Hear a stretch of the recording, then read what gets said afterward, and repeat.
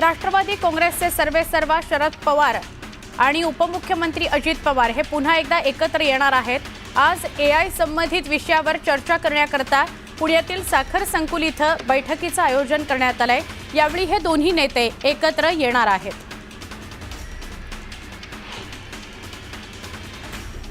आजच्या सामनाच्या अग्रलेखातून राज ठाकरे आणि उद्धव ठाकरेंच्या एकत्र येण्यावर भाष्य करण्यात आलं। राज आणि उद्धव ठाकरे हे महाराष्ट्राच्या व्यापक हिताकरता एकत्र येण्यास तयार आहेत। या बातमीनं देशाच्या राजकारणात खळबळ उडाली आहे। साताऱ्यातील दरे गावात उपमुख्यमंत्री एकनाथ शिंदे पुन्हा एकदा शेतीत रमलेत। यंदा त्यांनी पहिल्यांदाच अवाकाडो या परदेशी फळाची लागवड करण्याचा निर्णय घेतलाय।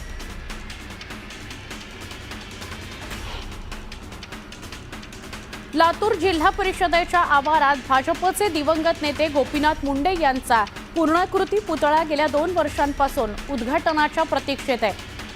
पुतळा परिसराचं काही दिवसांपूर्वीच सुशोभीकरण करण्यात आलं होतं, पण अजूनही या परिसराची मोठी दुरवस्था झाली आहे। त्यामुळे पुतळ्याचं उद्घाटन कधी होणार हा प्रश्न स्थानिकांना पडलाय। पुणे शहरातील सांडपाणी वाहिन्या या स्वच्छतेकरता 13 गाड्या खरेदी करण्यासाठी तब्बल 95 कोटी रुपये महापालिकेला राज्य सरकारला द्यावे लागणार आहेत। यामध्ये पालिकेची तिजोरीच रीती होणार असल्यानं महापालिकेनं आता 95 कोटी रुपये देणार नाही, तर गाड्या आल्यानंतर टप्प्याटप्प्यानं कामानुसार पैसे देण्याबाबतचं पत्र नगर परिषद प्रशासन संचालनालयाला पाठवलं आहे। देशाची पूर्व आणि पश्चिम किनारपट्टीहून गणेश पेठेतील मासळी बाजारात मासळीची आवक कमी प्रमाणात होती आहे। मासळीला मागणीही साधारण असल्यानं मासळीचे गेल्या आठवड्यातील दर टिकून होते। खोल समुद्रातील मासळी 10 ते 12 टन, खाडीच्या मासळीची सुमारे 200 ते 300 किलो आणि नदीच्या मासळीची 500 किलो इतकी आवक झाली। पुणे शहरातील मध्यवर्ती भागात नदीपात्रात असलेला बाबा भिडे पूल आजपासून वाहतुकीकरता बंद करण्यात आलाय। मेट्रोच्या कामामुळे पुलावरील होणारी दोन्ही बाजूची वाहतूक पूर्णतः बंद झाली आहे। त्यामुळे परिसरातील काम संपेपर्यंत वाहतूक बंद ठेवली जाणार आहे।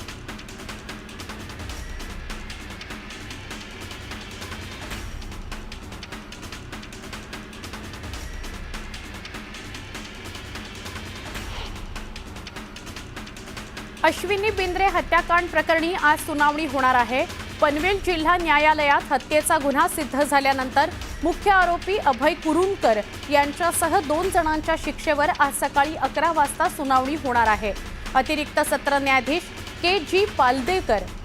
पालदेवार हे शिक्षा सुनावणार आहेत।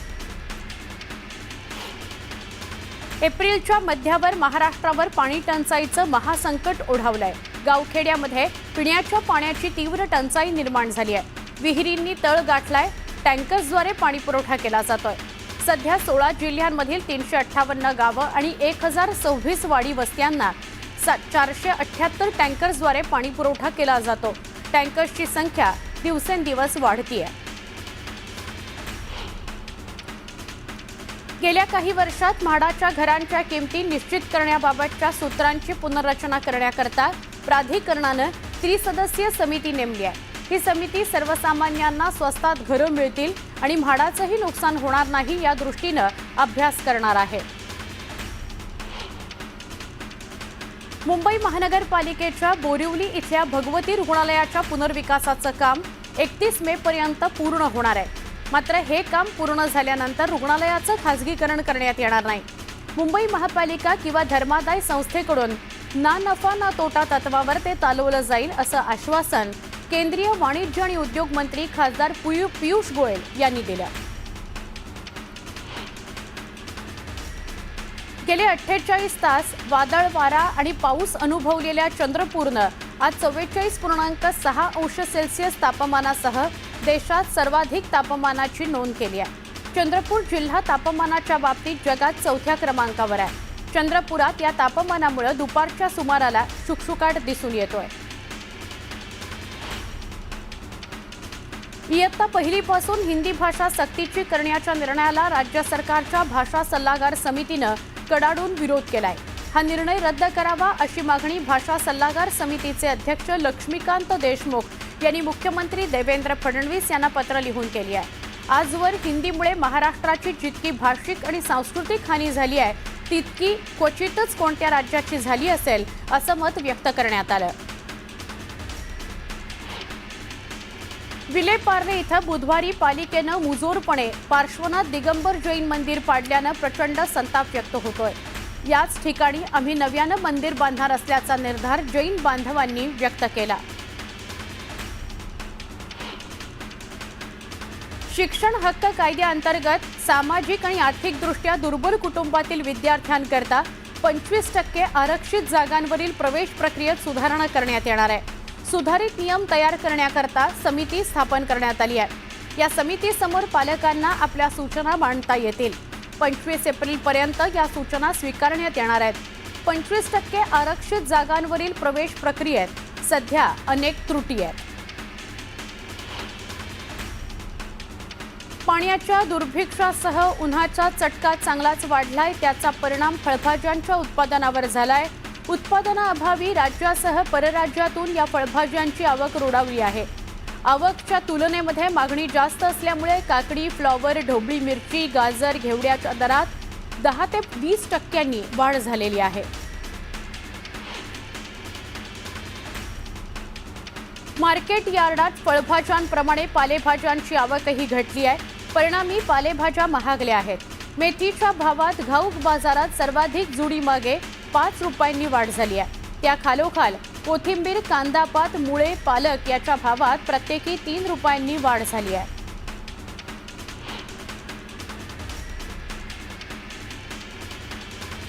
ग्राहकांच्या आवाक्यातील परवडणारी घरं उपलब्ध असूनही विशिष्ट ठिकाणांनाच ग्राहक पसंती देत आहेत।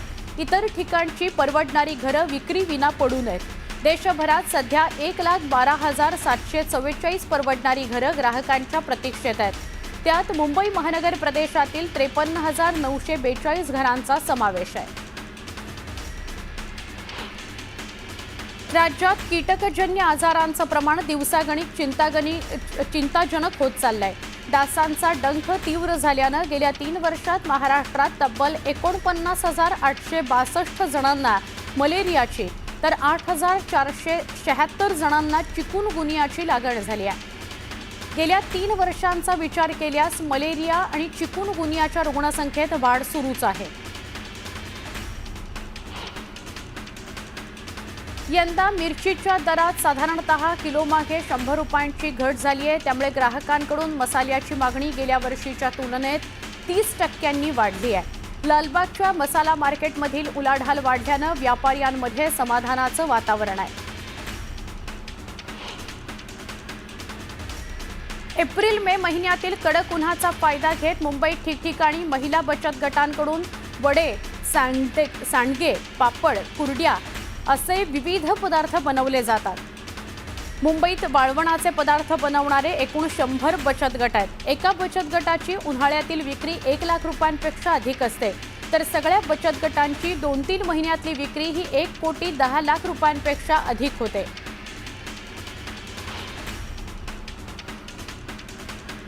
एप्रिल-मे मधील उन्हात फळं वाळवून पावसाळ्यासाठी साठवून ठेवण्याची लोकपरंपरा मात्र लोप पावत चालली आहे। शहरी भागात घरगुती स्तरावरील ही वाळवण संस्कृती आता काही प्रमाणात फक्त पापडांपर्यंतच मर्यादित आहे। मात्र सध्याच्या महिला बचत गटांच्या वाढत्या जाळ्यामुळे या संस्कृतीला आता नवसंजीवनी मिळण्याची शक्यता आहे। तहान भागवण्याकरता थंडावा मिळण्यासाठी अनेक जण बाजारातील बर्फ घातलेलं शीतपेय बिनधास्त पितात, पण अनेकदा सरबतामध्ये टाकला जाणारा बर्फ चांगलाच असेल असं काही नाही। बर्फ बनवण्याकरता वापरलं जाणारं पाणी हे दूषित असल्यास त्याद्वारे जीवाणू शरीरात जातात, त्यामुळे पोटाचे विकार होण्याची शक्यता आहे असं वैद्यकीय तज्ज्ञ सांगतात। सध्या सोशल मीडियाच्या जमान्यात विविध पदार्थांच्या अनेक रेसिपींकरता महिला रील्स ऑनलाईनचा आधार घेतात। त्यात पारंपरिक वाळवणाच्या पदार्थांचीही भर पडली आहे। विविध ऑनलाईन क्रॅश कोर्स उपलब्ध आहेत। भारतासह परदेशातही याची क्रेज असून हे लोकल पदार्थ ग्लोबल झालेले आहेत। सिडकोनं गेल्या वर्षभरात विविध ठिकाणी मोहीम राबवून जवळपास 51 एकर क्षेत्र अतिक्रमण मुक्त केलंय। त्याकरता 302 कारवाई मोहीम राबवण्यात आल्या। विशेष म्हणजे या मोहिमेवर तब्बल 4 कोटी 35 लाख रुपये खर्च करण्यात आला। त्यानुसार गेल्या 3 वर्षात सिडकोनं अतिक्रमण मोहिमेवर 13 कोटी 58 लाख रुपये खर्च केले। भाजीपाल्याचे दर गगनाला भिडले असल्यानं महिलांचं किचन बजेट कोलमडलंय। भाज्यांची आवक कमी होत असल्यानं भाज्यांचे दर वाढलेत। उन्हामुळे सरबतासाठी लिंबाची मागणी वाढली आहे। 10 रुपयात 1 याप्रमाणे लिंबाचा दर आहे। UPI अथवा बँक खात्यातून टोल आपोआप वसूल करणारी हायब्रिड टोल यंत्रणेची चाचणी घेण्यात येणार आहे। दिल्ली मुंबई महामार्गावर या स्वयंचलित यंत्रणेचा पहिल्या टप्प्यात अवलंब करण्यात येणार असल्याची माहिती सूत्रांनी दिली आहे। दरम्यान देशातील अन्य मार्गांवर प्रचलित फास्टॅग प्रणालीद्वारे टोलवसुली कायम राहणार असल्याची माहिती भूपृष्ठ वाहतूक मंत्रालयातील सूत्रांनी दिली आहे। मुंबईचे छत्रपती शिवाजी महाराज आंतरराष्ट्रीय विमानतळ आणि नवी मुंबई विमानतळाला जोडणारी मेट्रो 8 मार्गिका आता लोकमान्य टिळक टर्मिनसला जोडली जाणार आहे। यामुळे विमानतळावरून ये-जा करणाऱ्या प्रवाशांना रेल्वे मार्गे राज्याच्या विविध जिल्ह्यांमध्ये ये-जा करता येईल। मेट्रो 8 मार्गिकेची उभारणी MMRDA आणि सिडको संयुक्तपणे करणार होते, पण नगरविकास विभागानं 27 जानेवारी 2025 ला काढलेल्या शासन निर्णयानुसार या मार्गिकेची उभारणी सार्वजनिक खासगी भागीदारी तत्वावर केली जाणार आहे। सोन्याच्या दरात विक्रमी वाढ झाली आहे। त्यानंतरही सोने आणि चांदीचा उत्साह कायम आहे। सोन्यातील गुंतवणूक सुरक्षित आणि हमखास परतावा देणारी ठरल्यानं खरेदीला पसंती दिली जाते। सुरक्षिततेच्या दृष्टीनं अनेक जण आपले खरे दागिने बँकेच्या लॉकर्समध्ये ठेवतात, त्यामुळे लॉकर्सला सुद्धा मागणी वाढल्याचं बघायला मिळतं। राज्य सरकारच्या 1 रुपयात पीक विमा योजनेला रायगड जिल्ह्यातील शेतकऱ्यांचा मोठा प्रतिसाद बघायला मिळतो। मात्र अनेक कारणांमुळे शेतकऱ्यांना या योजनेचा अपेक्षित लाभ मिळत नाही। जिल्ह्यात 61,834 शेतकऱ्यांनी योजनेला प्रतिसाद दिला असला तरी प्रत्यक्ष 4,115 शेतकऱ्यांनाच याचा लाभ मिळाला आहे। फेसबुक, इन्स्टा, व्हॉट्सॲपच्या माध्यमातून पाठवलेल्या प्रत्येक मेसेजवर सायबर क्राईमची विशेष नजर आहे। त्यामुळे फेसबुक, इन्स्टा, व्हॉट्सॲप वापरताय टोल सावरा, अन्यथा गुन्हा दाखल होऊ शकतो असा सल्ला सायबर पोलिसांनी दिला आहे। पुणे पालिकेला EWS आणि R7 अंतर्गत शहराच्या विविध भागात उपलब्ध झालेल्या 3,908 सदनिकांपैकी सुमारे 1,000 सदनिका धुळखात पडल्यात। त्यामुळे बऱ्याच घरांवरील नळ, भांडी चोरीला गेली आहेत। याकडे पालिका लक्ष देणार का, याकडे सगळ्यांचं लक्ष आहे।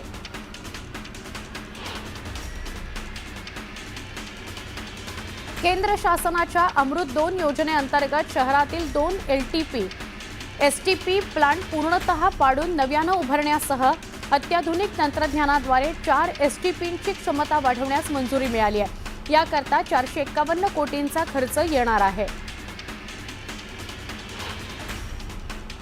उन्हाच्या कडाक्यानं शेतीच्या कामावर परिणाम झालाय। मावळ परिसरात रणरणत्या उन्हात काम करण्याकरता मजूर मिळत नाहीत। जे मजूर काम करण्याकरता येत आहेत त्यांना सुरक्षेची काळजी घेऊन उन्हात काम करावं लागतंय। रिक्षा चालकांप्रमाणेच कॅब चालक प्रादेशिक परिवहन विभागानं निर्धारित केलेल्या मीटरप्रमाणेच भाडं घेण्याचा ठराव भारतीय गीग कामगार मंचच्या बैठकीत नुकताच घेण्यात आला। त्यानुसार ॲपवरून प्रवासी वाहतूक करणारे मीटरप्रमाणे भाडं घेण्यास सुरुवात करणार आहेत। भाज्यांचे आणि विशेषतः पालेभाज्यांचे दर कडाडलेत। अनेक भागात मेथीची जुडी 25 रुपये, पालक आणि कोथिंबीरीची जुडी 20 रुपयांपर्यंत गेली आहे। लिंबू, काकडी, कैरी आणि अन्य फळभाज्याही तेजीत असल्याचं समोर आलंय। भारतरत्न डॉक्टर बाबासाहेब आंबेडकर यांच्या 134व्या जयंतीनिमित्त सोलापुरात भव्य सोहळ्याचं आयोजन करण्यात आलं। यावेळी भीमसैनिकांचा उत्साह शिगेला पोचला होता। यावेळी काढण्यात आलेल्या मिरवणुकीची दृश्य ड्रोनच्या माध्यमातून टिपण्यात आली आहेत। काही दिवसांपूर्वी सोशल मीडियावर सिंधुदुर्गातील सुरंगीच्या फुलांचा व्हिडिओ व्हायरल झाला होता। सुरंगीच्या झाडाखाली साड्या अंथरून त्यात पडणाऱ्या सुरंगीच्या फुलांचा सडा गोळा केला जातो। राज्याच्या वन खात्यानं या व्हायरल व्हिडिओवरून प्रेरणा घेतली असून समृद्धी महामार्गापासून राज्याच्या वनक्षेत्रात सुरंगीचं वन उभारण्याचा महत्त्वाकांक्षी प्रकल्प आखला आहे।